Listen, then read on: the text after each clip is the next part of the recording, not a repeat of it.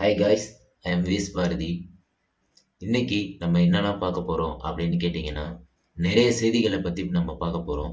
First எடுத்த உடனே நம்ம புத்துணர்ச்சியாக இருக்கணும் அப்படின்றதுக்காகவே விளையாட்டு செய்திகள்லேருந்து ஸ்டார்ட் பண்ண போகிறோம்.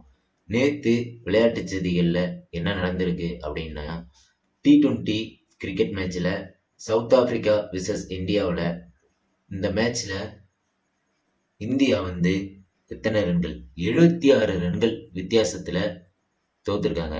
ரன் ரேட் ரொம்ப வெகுவாக குறைஞ்சதுனால அடுத்தடுத்து வர்ற போட்டியில் கண்டிப்பாக இந்தியா ஜெயிச்சா மட்டும்தான் உள்ளே போகும் அப்படின்ற ஒரு நிலைமைக்கு ஆளாகிருக்கு. இந்த மேட்ச்சில் என்ன பரபரப்பாக நடந்திருக்கு அப்படின்னு கேட்டிங்கன்னா, இந்தியாவை சேர்ந்த வாஷிங்டன் சுந்தர் அவர்களும் சவுத் ஆப்பிரிக்காவை சேர்ந்த டேவிட் மில்லர் அவர்களும் கடுமையாக வாக்குவாதத்தில் ஈடுபட்டிருக்காங்க. இது சோசியல் மீடியாவில் பயங்கர பரபரப்பை ஏற்படுத்தியிருக்கு. சற்று சலசலப்பையும் அங்கே ஏற்படுத்தியிருக்கு. அடுத்ததா கால்பந்து போட்டியை பொறுத்தவரைய இங்கிலீஷ் பிரீமியர் லீக் ஆர்சனல் அணி டோட்டன்ஹாம் ஹாட்ஸ்பர் அணியை 4-1 என்ற விகிதத்தில் வெற்றி பெற்றிருக்கு. இதன் மூலம் லீக் பட்டியலில் 5 புள்ளிகள் முன்னிலையில் ஆர்சனல் அணி இருக்கிறது.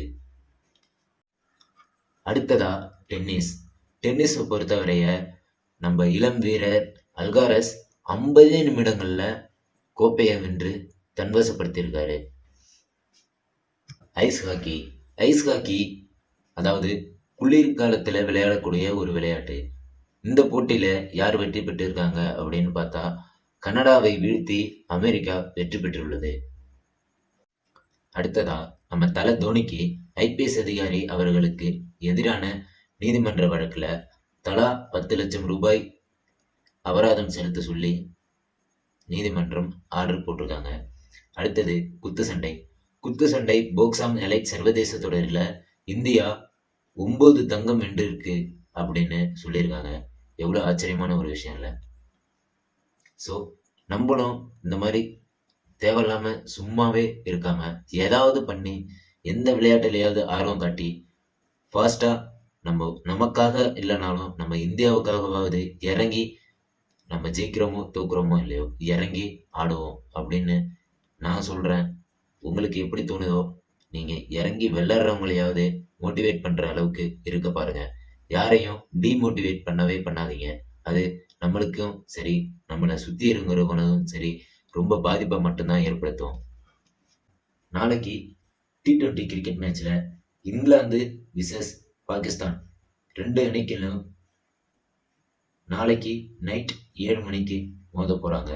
ஸோ நீங்கள் இவங்க மேட்செல்லாம் ஏன் பார்க்கணும் அப்படின்னு நினைக்கிறத விட்டுட்டு, ஆட்டத்தோட ஒவ்வொரு அணிகளும் எப்படி ஆடுறாங்க, என்னென்ன கைமுறைகளை கையாளுறாங்க, எந்தெந்த நேரத்தில் எந்தெந்த மாதிரி ஆடுறாங்க அப்படின்னு தெரிஞ்சிக்காவது நீங்கள் ஒவ்வொரு அணிகளையும் மேட்சையும் பார்க்க வேண்டியது நம்மளோட கடமை.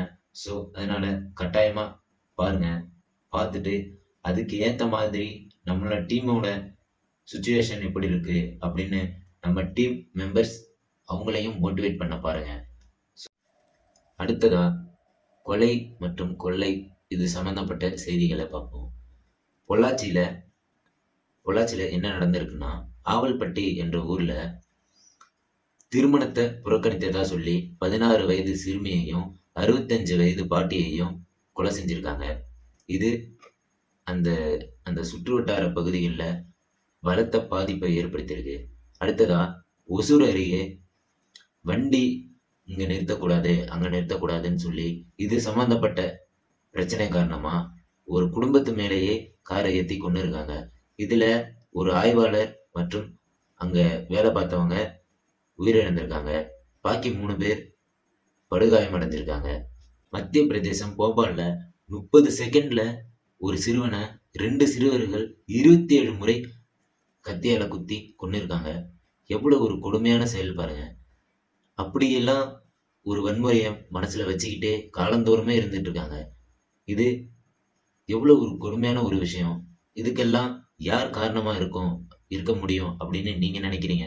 இதுக்கு எல்லாருமே ஒவ்வொரு பேக்ரவுண்டுக்கும் ஒரு பெரிய ஆளுங்க இருப்பாங்க அப்படின்னு எனக்குள்ள ஒரு சந்தேகம் இருக்கு. அதாவது ஒரு ஒரு கொலை நடந்தாலுமே சரி, அதுக்கு பின்னாடி அத நான் இருக்கேன்ப்பா பார்த்துக்கிறேன். நீ உள்ள போயிட்டு வா அப்படின்னு சொல்ற அளவுக்கு அவங்களுக்கு பவர் குடுக்குற அதிகாரிகள் பின்னாடி இருக்கிறது ரொம்பவுமே கேவலமான ஒரு செயலா இருக்கு. இது வேற நாடுகள்ல நடந்துச்சு அப்படின்னா, அங்க இருக்கிற தண்டனையே வேற மாரி இருக்கு.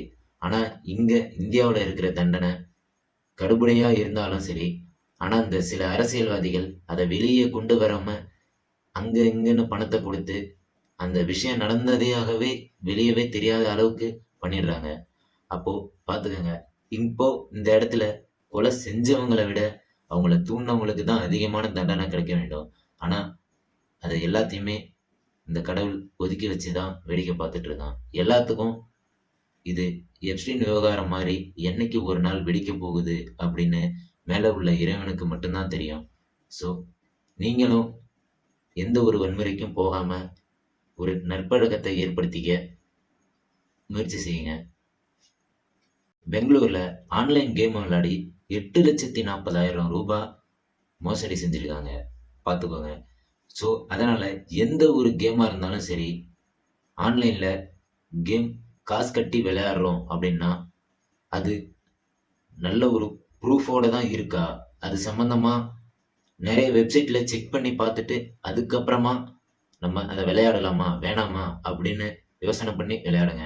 நம்ம போனோம், அவங்க காசு கட்ட சொல்றாங்க, நம்ம கட்டி விளையாண்டா காசு வரும் அப்படின்னு சொல்லி நெறைய இடத்துல ஏமாந்து வீணா போகாதீங்க. உலக செய்திகள். உலக செய்திகள பொறுத்தவரைய எந்தவித மாற்றமும் இல்ல. நம்ம டொனால்ட் ட்ரம்ப் அவர்கள் 10 முதல் 15% வரை இறக்குமதி வரிய அனைத்து நாடுகள் மீதும் செலுத்தியிருக்காரு. இவர் யாராலையுமே மாத்த முடியுமா அப்படின்னு மாத்த முடியாதா அப்படின்னு பார்த்தா, யாராலையுமே மாத்த முடியாது போல. இவரு நான் தான் எல்லாம் அப்படின்ற ஆணவத்தோட இறங்கி வேலை பார்த்துட்டு இருக்காரு. சரி, அடுத்ததா என்ன நடந்திருக்கு அப்படின்னா, வெனிசுலா நாட்டில இருந்து கட்டாயமா சிறைபிடிக்கப்பட்ட 214 பேருமே உண்ணாவிரத போராட்டத்தை ஏற்படுத்திட்டு இருக்காங்க. அவங்களுக்கு நல்ல ஒரு தீர்வு கிடைக்க வேண்டும் அப்படின்னு நானுமே இறைவனை வேண்டிக்கிறேன். அடுத்தது என்ன நடந்தது அப்படின்னா, லண்டன்ல ஆளே இல்லாம கார் இயங்குற மாதிரி ரோபோ டாக்ஸிகள் இன்னைக்கு அறிமுகப்படுத்திருக்கு. இதன் மூலம் அங்க அனைத்து ஓட்டுநர்களுமே எதிர்ப்பு தெரிவிச்சிட்டு இருக்காங்க. அவங்களோட உழைப்பெல்லாம் என்னங்க ஆகுறது? நாளைக்கு அவங்க எதை நம்பி பிழைப்பாங்க? இந்த மாதிரி ஒரு சுச்சுவேஷன் யாருக்கும் வரக்கூடாது. நாளைக்கு ஃபியூச்சர்ல இந்தியா கூட அந்த அளவுக்கு மாறுறதுக்கு வாய்ப்பு இருக்கு. நாளைக்கு நம்மளும் அந்த மாதிரி இல்லாம மாறிடுவோமோ அப்படின்ற ஒரு எண்ணம் எனக்குள்ள இருக்கு. ஸோ, கடவுள் தான் அதுக்கு எல்லாமே வழிகாட்டணும். பார்ப்போம் என்னதான் நடக்குது அப்படின்னு. இன்னைக்கு என்னால் முடிஞ்ச செய்திகளை அனைத்தையுமே நான் உங்ககிட்ட கலெக்ட் பண்ணி சொல்லியிருக்கேன்னு நினைக்கிறேன். எந்த செய்திகள்ல எல்லாம் மிஸ் பண்ணிட்டேன் அப்படின்னு நீங்க சொன்னாலும் சரி, நாளையில இருந்து அதை நான் கரெக்டாக ஃபாலோ பண்ணிக்கலாம் அப்படின்னு இருக்கேன். ஸோ, நீங்க மோட்டிவேட் பண்ணுறதா இருந்தாலும் சரி, டீமோட்டிவேட் பண்ணுறதா இருந்தாலும் சரி, கமெண்ட்ல அதிகமாக கழுவி ஊற்றாம கொஞ்சமாக திட்டிட்டு, இந்த மாதிரி பண்ணால் நல்லா இருக்கும்ப்பா அப்படின்னு சொல்லி கொஞ்சம் மோட்டிவேட் பண்ணுற மாதிரி ஏதாவது பேசுனீங்கன்னா எனக்கும் கொஞ்சம் ஆறுதலாக இருக்கும். ஸோ, விஎஸ் பாரதி சேனலை சப்ஸ்கிரைப் பண்ணி சப்போர்ட் பண்ணுங்க. நன்றி, வணக்கம்.